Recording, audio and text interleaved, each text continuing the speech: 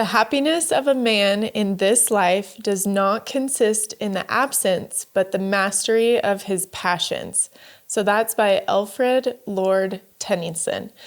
And when I saw that quote, it hit me so hard because I just think of you out there, the listeners, of you're either a female entrepreneur or you are married to a successful entrepreneur. And I just think of all of your passions that either have been hidden for a little while or just coming to the surface, or you're like nailing it, whatever that is.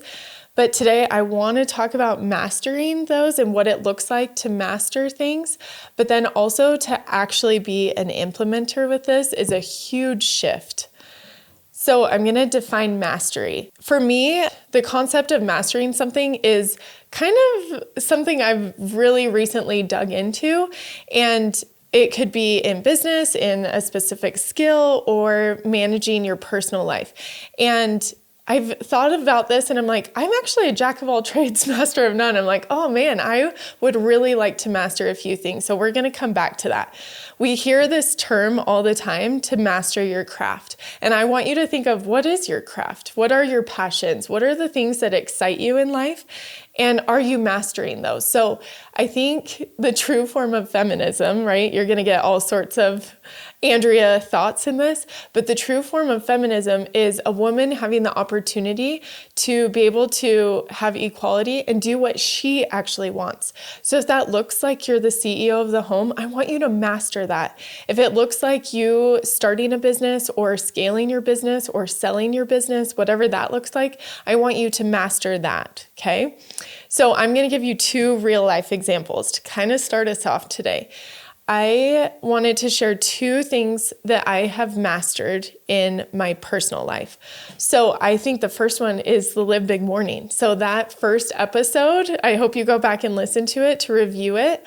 If you haven't already, it's definitely something to listen to implement in your life, because it's the acronym LIVEBIG of mastering your morning. And that's how you feel successful and fulfilled emotionally, physically, spiritually, mentally.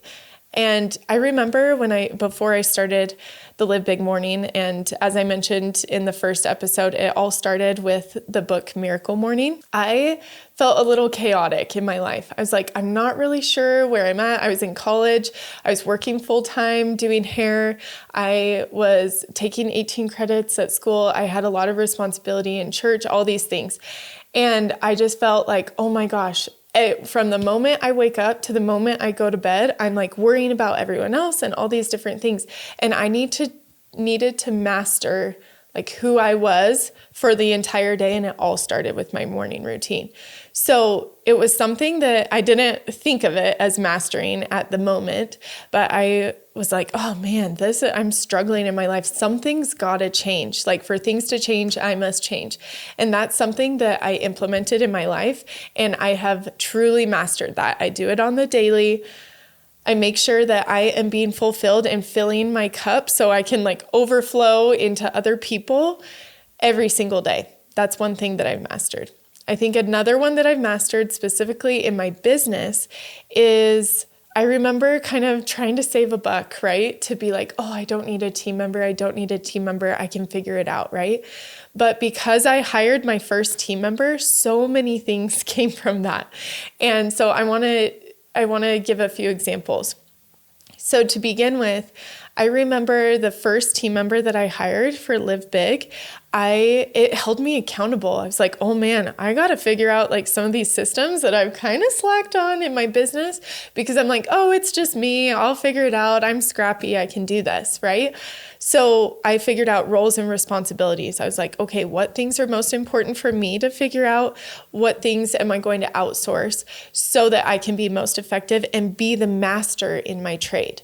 For me, I have mastered creating experiences for people. That's what I love, whether it's through my coursework or coaching or our travel experiences or girls' nights, like whatever it is, I want to create that experience for people. And the only way that I've been able to master that is because I hired out the things that like someone else is a master at and that they're better at. I love the book Who Not How, because I am in charge of the what and the why of where my business is going and where my life is going, right? So even personally in my home, I'm in charge of the what and the why. And then I can be the leader of my home or my business. Then I'm hiring the who and the how. So I think that's a big indicator of being a strong leader, is hiring out the masters of their own trade so that you can be so good at what it is that you are doing. So now I want to tie it back to you. I want you to relate this to your life, where whatever stage you're at, whatever you're excited about, whatever those passions are that you'd like to master, I want you to just take a minute and reflect on this. So I want you to think of, what do you want to be known for? And I think another way to ask this is, if you're at your funeral and you're watching everyone participate in your funeral and you're like, I wonder what they're going to say about me. What are they going to say about you? Are they going to say, you know what, she was really mediocre at blah, blah, blah? No, they're not going to say that. They're going to say, oh, she was really good at this. She was really good at that. I loved this about her, right? And so just thinking through, like, what, fill in the blank, what would you like to be known for? And if it's something you're already good at, let's help you even master that further. And if it's something that you're like, oh, I'm actually not good at that, let's retrain your mind to say, I'm not good at that yet. And this is what I'm going to do to become a master at that. Okay, so I'm just going to give you like 10 seconds here, because I really want this silence to be like, how can this hit my heart of what I want to be known for?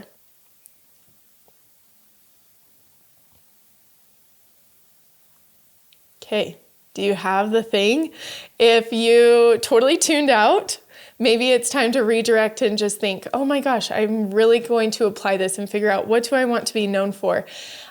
Or if it came so clearly to you, follow that intuition. And maybe that's something you journal on later, so that you can really think through, maybe in your living morning, that you can really think, what do I want to be known for at my funeral?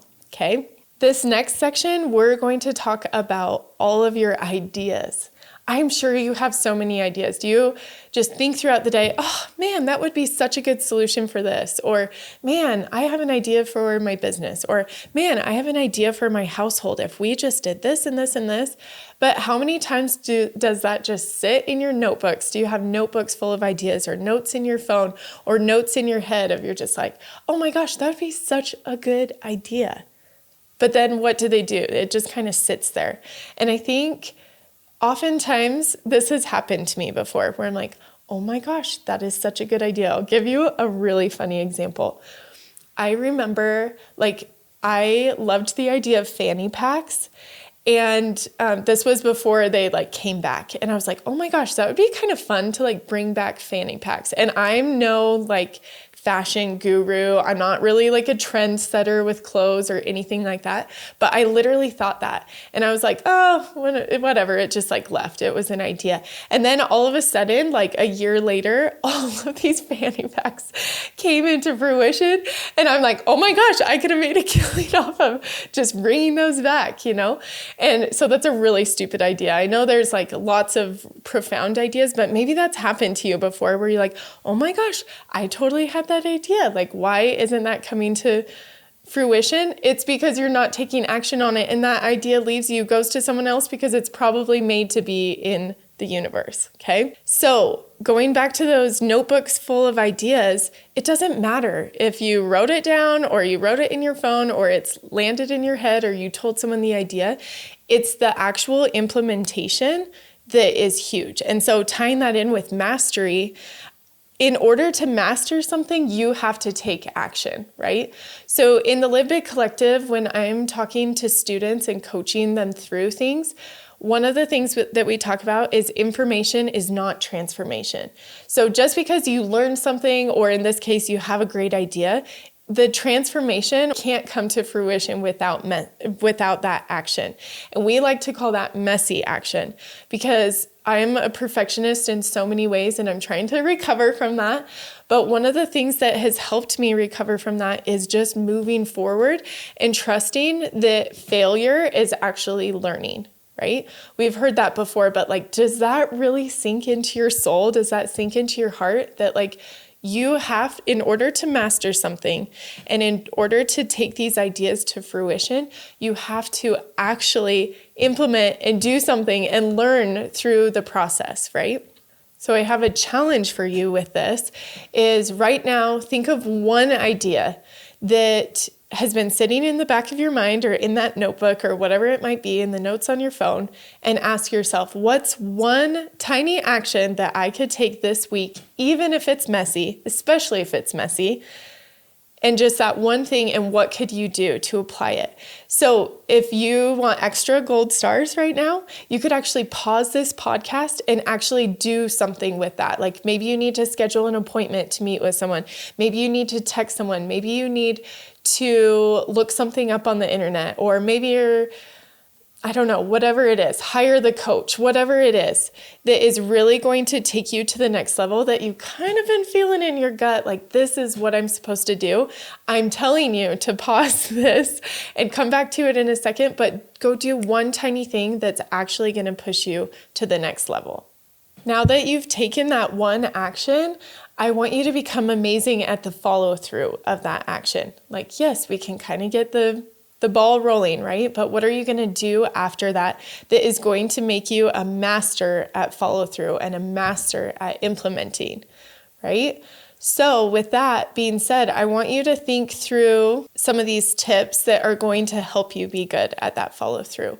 So you want to break it into small steps. I think the biggest thing that helps me is I do a brain dump where I'm just like, okay, I have a master to-do list here, and I'm going to write down every possible thing that I could do on this list. And I'm going to outsource some of those things, but I'm going to focus on what is really going to move the needle.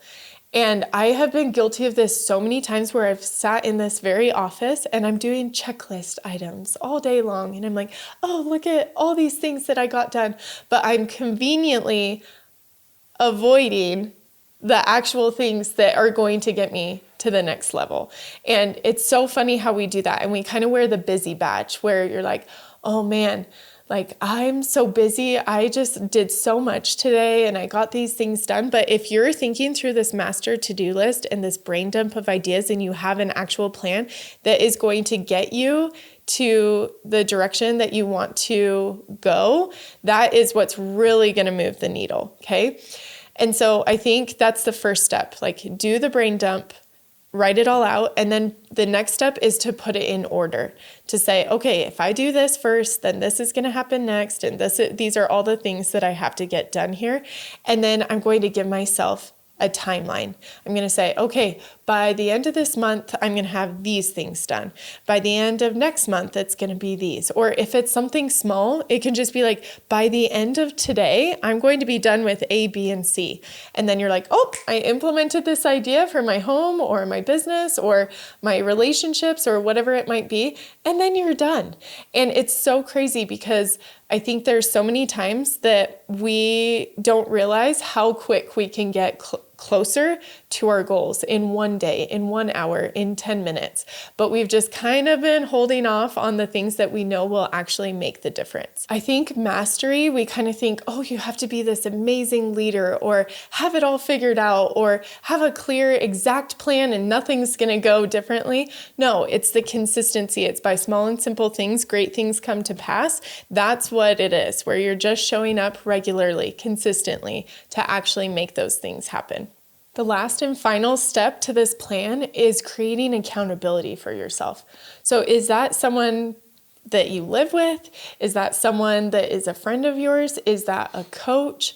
Is that someone that you don't even know yet that you're like, oh, this is a mentor. This is someone that I need to reach out to find this accountability.